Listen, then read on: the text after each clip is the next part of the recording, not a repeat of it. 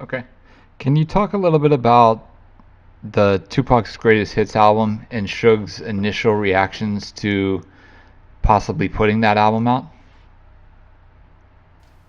Man, that was the first time I met Doug Morris in LA at Universal.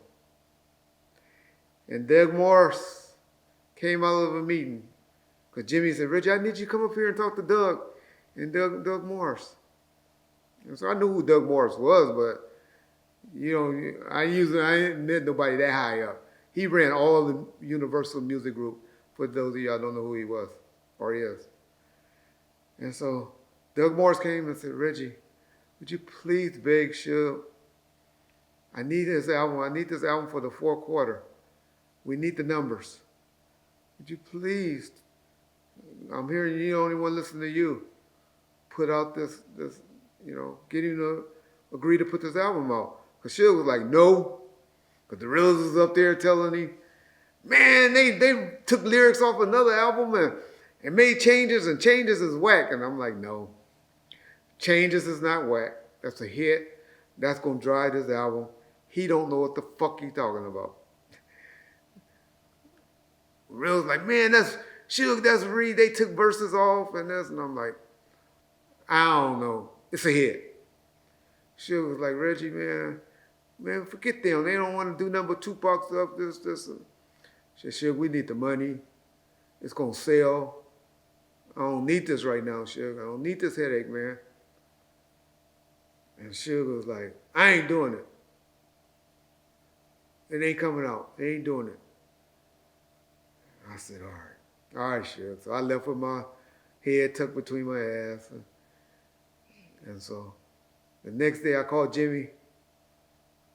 I said, Jimmy, you need to come up here, man. You're the only one who can make this happen. I said, better yet, no. Steve Berman, who's now the president of Interscope Gap and A&M, but at the time he was just over marketing and promotion. I said, let's sing Gangsta Steve. Y'all seen him in the videos because Suge loves Steve Berman, Gangsta Steve. He had him in the Eazy-E video. Y'all hear about him talking about Violet Brown and what was the white boy name, that rapper that Interscope had for a minute? That was good. Damn. Well, anyway, they had a good Bubba Sparks. Had him in that video and Eminem video and all of that. Steve Berman. But anyway, we call him Gangster Steve is what we call him. And Gangster Steve came up there. I remember Suge and Mr. Lay sitting at the table when I was walking in with him. He started clapping like, look at him. They bringing in the big dog. They bringing in the closer. He said, I told you, Mr. Lay, I know how to get them to come up here and see you, nigga. And he was up there just laughing. He's like, Steve, you don't do the album. I just wanted to see who they going to send up here to come up here and talk me into doing it. And me and Gangsta Steve just laughed and shit. We kicked Wayne back, and this is what we did, y'all. We gave 10 songs from the Death Row days, All Eyes on Me, Makaveli, 2 new songs from our days. I forget what they were. And then they did 10 songs from the Interscope days, and then 2 songs that they contribute to the album for a total of 24 songs is what we put out. So it must be 12 songs you get paid for. That's why it's 12 on a track and not 10. And we put those albums out, and y'all know what the Greatest Hits did. I think it's up to a diamond, if not more now. So yeah. Not saying that shit probably wouldn't have eventually broke down, but that was a stressful week to make it happen. And that was just because of my persistence. Because I could have easily just been a hater and be like, Jimmy, it ain't going to happen. But it happened. It did well. So on December 11th, 1997, 4 Tupac catalog DATs were made, and they were later placed in the Pacific Title Archive. The reason I bring these up is 2 of the DATs, they were labeled DAT number 1, number 2, number 3, and number 4. DAT number 1 and number 2 ended up being the exact songs that came out on the Tupac bootlegs in 1998. So I wanted to get your thoughts on, or if you knew anything about these DATs and why they were created, and then I want to get your reaction to when the bootlegs started coming out. What was the reaction of the label? What was the reaction to Suge? And that whole situation. Yeah, so the bootlegs, the Makaveli bootlegs, those was done because we were showing the estate what we had during the lawsuit. When the attorneys talking, when they were talking about doing the settlement.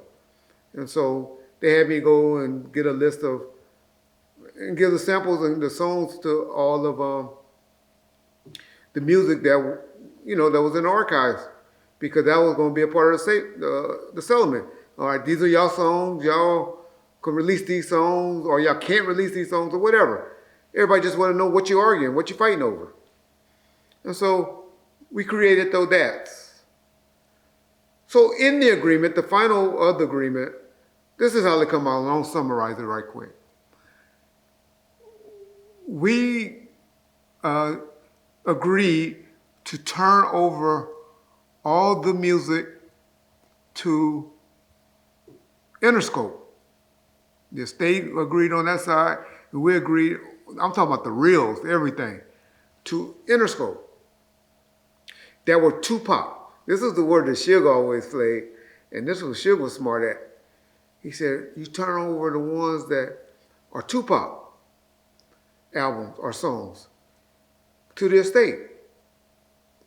And so he said, you turn those over to Edie. Well, so the estate said, okay, well, we're going to have Edie and the Outlaws go in there. And then y'all can bring whoever from your side, which it was Butch Small, me, I was coordinating it, and somebody else. And I had a security guard there 24 hours with that music. And so we would skip Sailors. It was this recording studio, one that's DJ Quick hometown. It was on Beverly Glen down there in, it's called Skip Sailors. And so that's where we rented out. And we took all the music and had them shipped from the archives.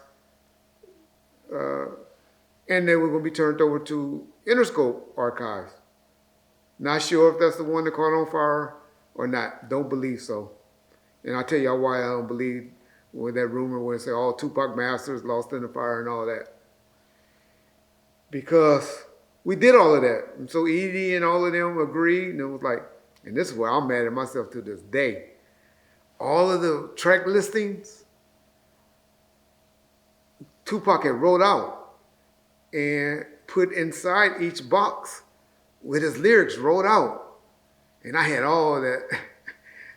Show y'all, I wasn't knowing nothing. I wasn't no thief or nothing. But if I would have known what that shit's worth today, I would have never gave that up. Because Edie was like, Reggie, he said, this Pac's mom stuff, ain't it? Mom, Pac should be able to have this. And I was like, yeah, take it, Edie. You can have it. And I gave all those track listings to Edie. And we gave all the songs. Now, when I take Suge's credit, and this was Suge, might have got mad at me, I don't know, I don't remember. He was like, well, why you turn over that song with OFTB? Well, I turned over all songs with Pac on it. That wasn't a Pac song, that was OFTB song. And and Pac owed them and he featured on that. Why you turn over that song with, whatever artists? That was their song. Pac was paying them back, for being on his song. Which y'all don't know, that's really how the game go. You don't get paid for being a fee for being on somebody's album, especially your label mate. You usually just do switch-offs. You be on mine, I'll be on yours. You help my album, I help your album. That's how they usually go. What you do get is your mechanical writings, the writings, your royalties, but not a fee for being on there. You may charge some outside labels or some outside producers an advancement on there. If you go bring somebody today like a Timberland or Cali or somebody that in, they probably say, yeah, it cost me $100,000 just to walk in the studio. Plus I don't get 3 points and this and that. But, back then, Dre would demand and stuff like that. Das wasn't, DJ Quick and them wasn't. You were just a staff producer You wanted to get a placement on the album. But anyway, so that's how those DATs got created. How they got leaked, I don't even blame it on the estate. Well, I ain't get to the estate part. I don't even blame it on somebody that worked at Interscope or um, or Interscope or I blame it on I blame it on Pacific Archive.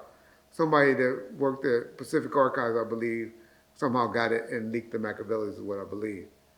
Now, later, once they started getting released, I go and ask Interscope, man, how's all this shit getting on the streets? What's going on with this? How they like, oh. And that's when they told me, well, Reggie, we gave it to the estate. Tom Wally asked, because, you know, Afeni was close. He never liked Suge or Death Row. And so, I go, what you mean, Jimmy? Y'all gave it, that ain't what the agreement said. The agreement is supposed to be, y'all hold it, y'all like the escrow for us, and we get permission, they get permission, then we can touch it. And it's like, Reggie, we dropped the ball. You know, it got released to the estate. And so the music, the master recordings was all the 24-inch reels and everything, wherever they elected to put it, it's under the estate control. How the Makaveli records and bootlegs came out to this day, I don't know. I can only blame or put blame on people. But yeah, that's why the DATs were made, to answer your question.